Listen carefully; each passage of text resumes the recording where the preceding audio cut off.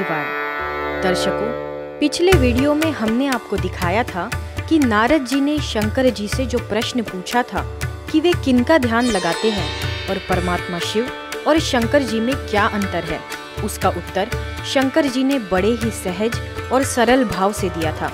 चलिए आज हम देखते हैं कि नारद जी की शंकर जी से क्या चर्चा होती है। इस बार नारद जी जब शंकर जी से मिलने उनके पास पहुँचे तो उस समय विष्णु जी भी वहाँ मौजूद थे। उन्हें देखकर नारद जी ने सोचा कि आज शायद शंकर जी श्री हरि के साथ व्यस्त हैं, तो वे जाने लगते हैं कि तभी विष्णु जी ने उन्हें पुकारा। कहा, नारद तुम कहाँ जा रहे हो? तुम तो शायद इनसे मिलने के लिए आए थे, फिर बिना अपनी बात कहे कैसे जा रहे हो? उसके बाद नारद जी ने श्री हरि से शंकर जी के साथ हुई सारी बातें बताई और आने का कारण भी बताया। ये सुनकर विष्णु जी ने शंकर जी की ओर देखते हुए कहा, प्रभु ये तो सचमुच अकल्पनीय था कि नारद ने आज वो प्रश्न पूछा जिसके बारे में इस संसार को पहले ही सोचना चाहिए था। लेकिन कोई बात नहीं, ये तो विधि का विधान है। समय से पहले कुछ भी संभव नहीं। हर खेल का अपना ही एक समय होता है। फिलहाल आप बताइए कि आज आप नारद को कौन सा दिव्य ज्ञान देंगे? इसके बाद शंकर जी बोले कि आज मैं महाशिवरात्रि क्यों मनाई जाती है, इसके रहस्यों के बारे में बताऊंगा, ताकि ये सारा संसार इसका लाभ ले सके और परमात्मा शिव को प्रसन्न कर सके। फिर शंकर जी ने महाशिवरात्रि का रहस्य बताया। उन्होंने कहा, हे नारद, अब सुनो। शिवरात्रि शब्द का पहले भाव समझो।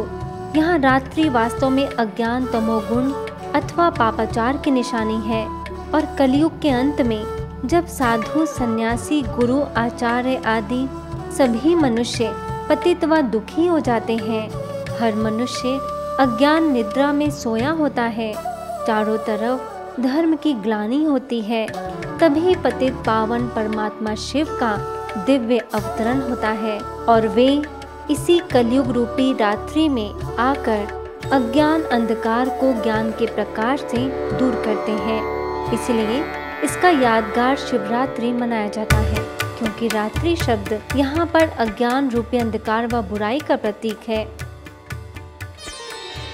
ये सुनकर नारद जी बोले, अच्छा तो इसका भावार्थ ये हुआ कि महाशिवरात्रि परमात्मा शिव के दिव्य अवतरण का यादगार है। लेकिन प्रभु आप ये बताइए कि अभी तो मुझे लगता है कि ये तो घोर कलयुग का समय है, क्योंकि आपने जो भी बातें बताई वह सारी निशानियां अभी दिखाई दे रही हैं।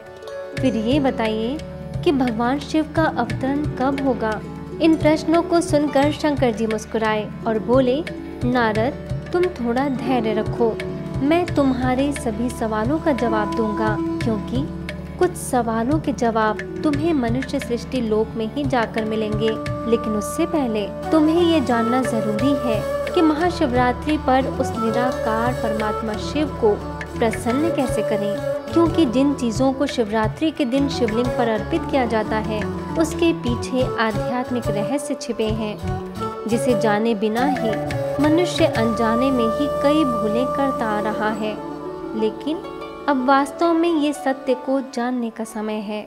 शंकर जी ने आगे कहा, नारद शिवलिंग पर जो बेल पत्र, बेर, धतूरा आदि पदार्थ चढ़ाए जाते हैं, इसका वास्तविक अर्थ यह है कि हर मनुष्य को परमात्मा शिव पर अपने अंदर की कमी, कमजोरी, बुराई, काम, क्रोध, लोभ, मोह, अहंकार एवं आसुरी प्रवृत्तियों को अर्पित करना है और व्रत व उपवास अन्न का नहीं, बल्कि परमात्मा की याद से आत्मा को बुराइयों से बचाने का महाव्रत लेना है, क्योंकि तभी मनुष्य के जीवन में सुख, शांति एवं दिव्य गुणों की सच्ची धारणा हो सकती है।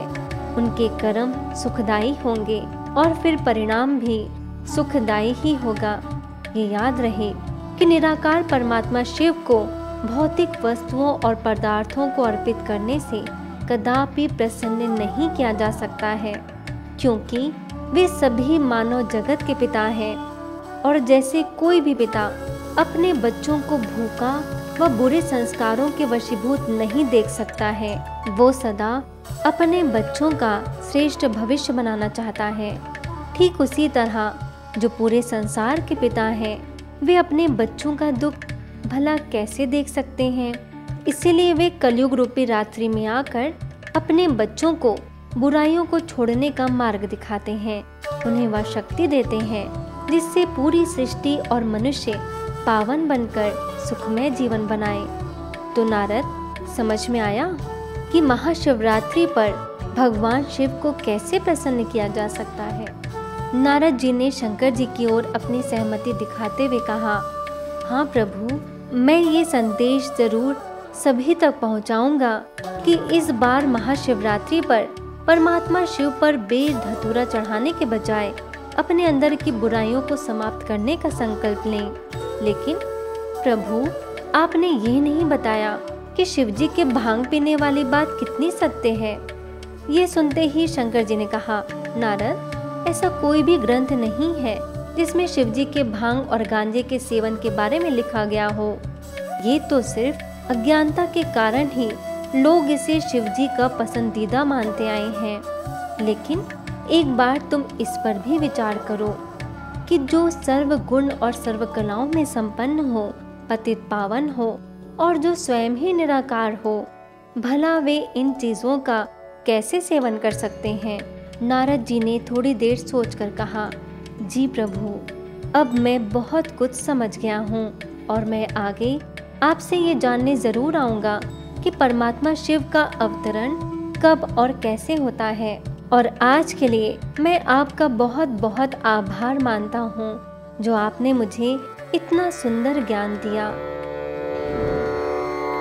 तो दर्शकों, आज आपने जाना कि महाशिवरात्रि का पर्व वास्तव में किसका यादगार है और भगवान शिव को प्रसन्न करने के लिए पहले आप उस निराकार शिव की सत्य पहचान करें, उनके दिव्य गुणों और कर्तव्यों को जानकर उन पर अपनी बुराई समर्पित करें। तभी सही मायनों में भगवान शिव को प्रसन्न कर पाएंगे। ऐसे ही रहस्यमयी बातों को जानने के लिए देखते रहिए मधुबन न्यूज़।